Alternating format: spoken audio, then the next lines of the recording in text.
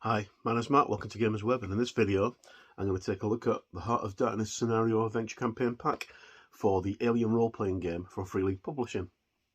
Let's check it out.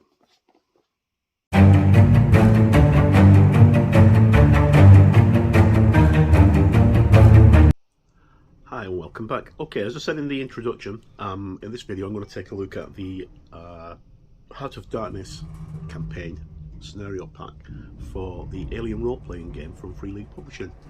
First, my most sincere thanks to Bo from Free League for sending this out to me. It's always appreciated. Thanks very much, Bo.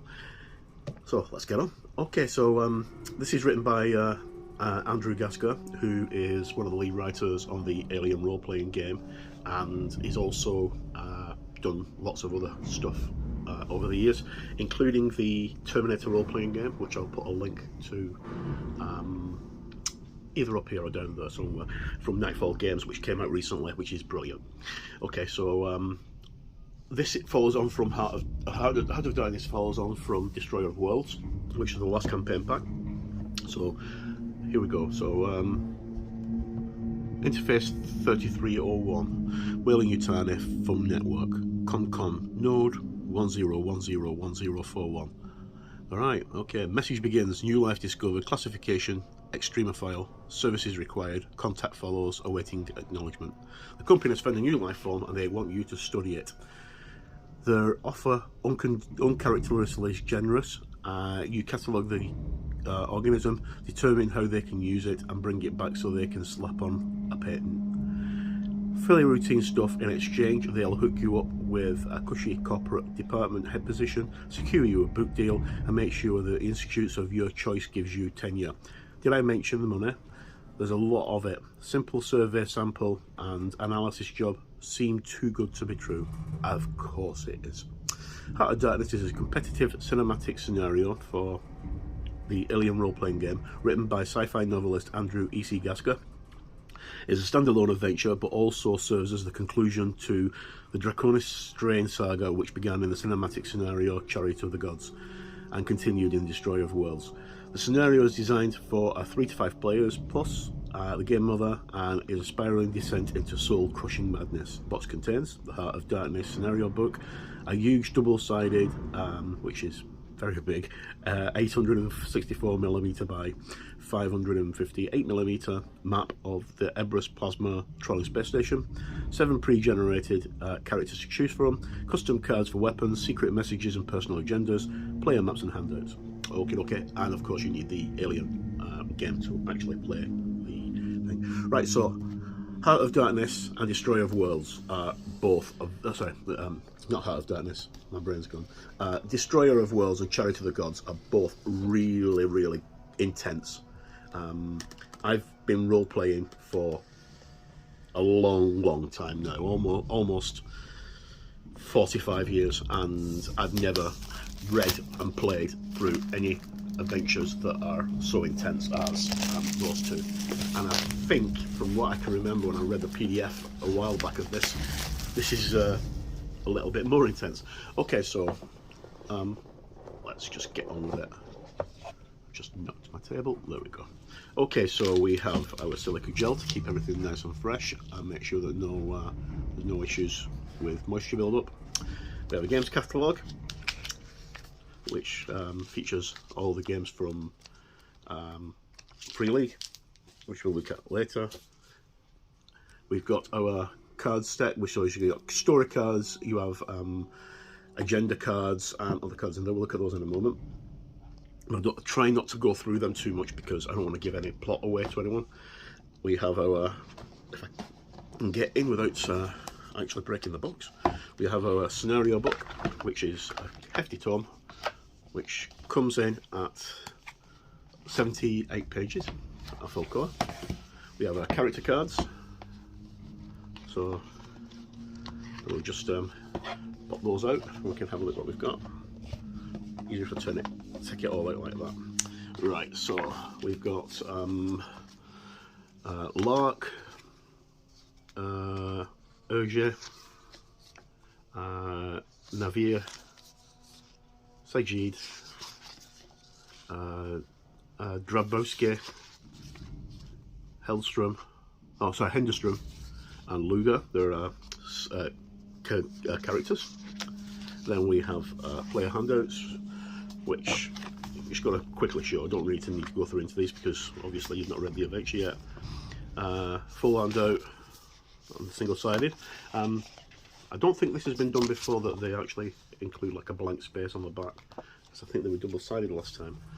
And then we have maps of the space station. So this is what we have: the space station and one of the spaceships. So this is the what was that? Citroina. Right. So this is a commercial tanker. Because we get maps in the game in this, they can actually be used for any part of the game. Really, you don't physically have to use them just for this scenario. They can be used for any scenario, whichever you like to set. And then double-sided, and then we've got the Chariot lifeboat here as well. Finding a lifeboat in an Aliens adventure is not a good sign as soon as you open up the pack, because you know that something not nice is going to happen. Okay, so that aside, then we have a big map of the station itself. It's huge. I can't fit it on, but I'll try and take a photo of it, and I'm sure I've got a photo in my assets. And it's double-sided, and again, it's got everything on the map that you would need to know, like the central hub here with reactor pods and reactor rods, chutes, all this.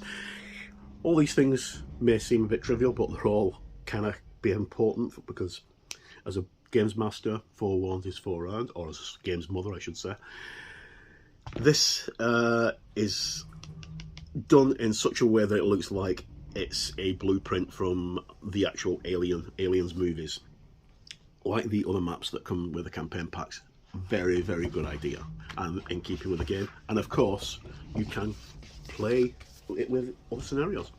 Okay, so here we have the adventure pack itself and the scenario. Right, so nothing on the back, just plain on the back. I think there might be an author's note at the front, because I think Andrew writes some stuff at the front. No, there isn't. Okay, so we can look through. We live in the flicker, but the darkness was here yesterday, by Joseph Conrad. Okay, so this is basically the bluff that's on the back of the box. This entire book is solely for the GM and not to be read before the game begins. Sorry, players should not read the book before the game begins, which is kind of obvious. Okay, so we get all our introductions here to the characters, what the character's motivation is, the personal agendas, and stuff for each of the characters. In Alien, we have personal agendas, which each player has. Certain goals, certain things that they want to or need to have happen. It's a really good idea. It's a very good way of doing cinematic role-playing. Okay. And then we've got a scenario overview, which I can read this bit, but I'm not going to read much more because I don't want to spoil it. PCs arrive in orbit around the Absalom black hole, ready to catalogue a new form of protoplasmic organism found living in the accretion disk of Singularity. They are here to be scientists and do science work on the Eberus plasma trawling rig and platform. They quickly find out that they're in for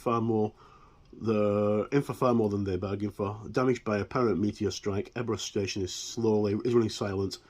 The Citroina is nearly swept up into a black hole, but crashes into the station, it said. Right, okay. That's all I need to read. And it's split up into 3 acts.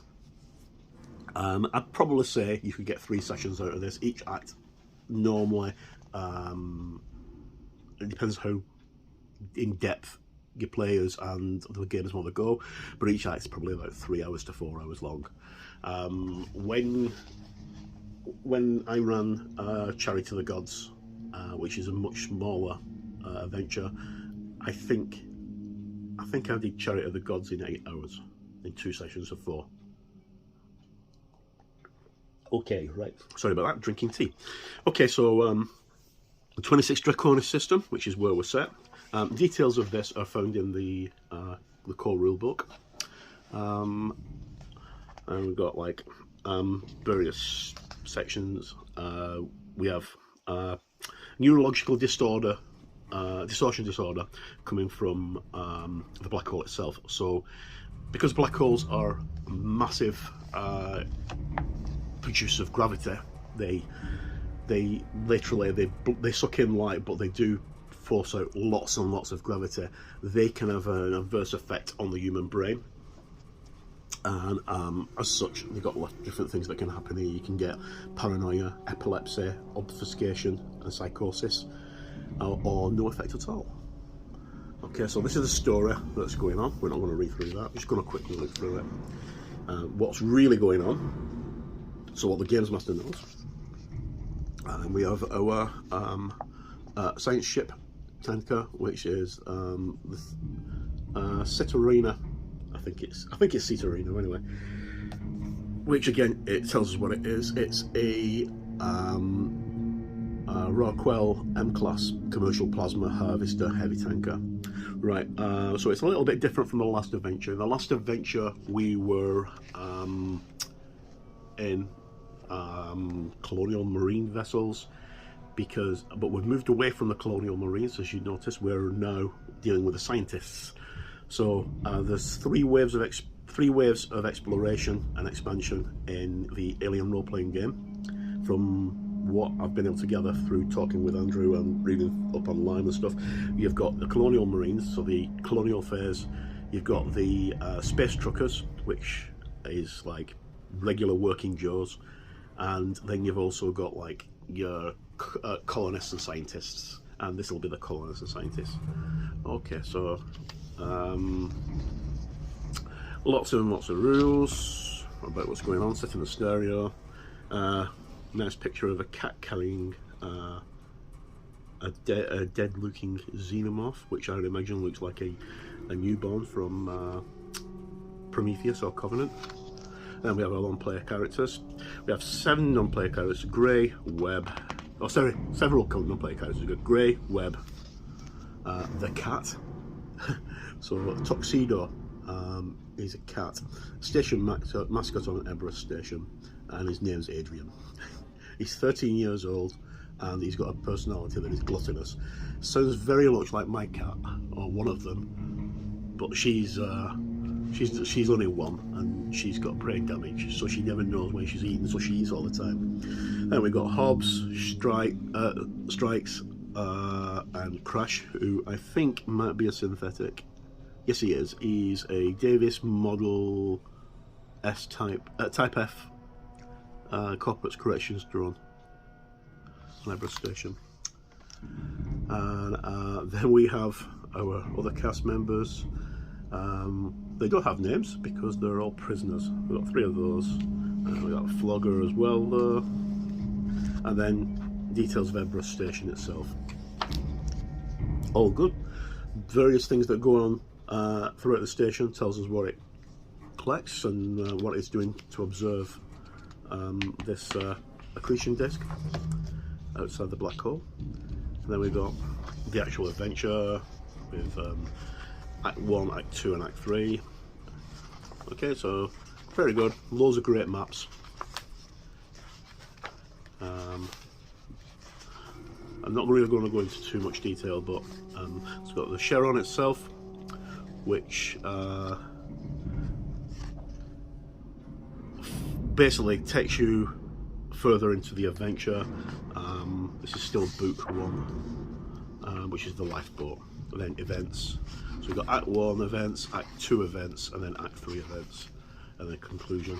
Now, obviously, because this follows on from the other 2 adventures, it's going to be quite bleak. So we've got our rules for our alien creatures. What kind they are. They're unique to this game, this adventure, and then other stuff like that. Really cool artwork. and then our tables at the back in gear. Right, so that's a quick look at the rules themselves. And then if I can find where I've put my knife, there it is. I'm just going to quickly open the cards, and then we can have a look at the cards and see what we get. So one of the good things about these adventure packs is they give you the cards.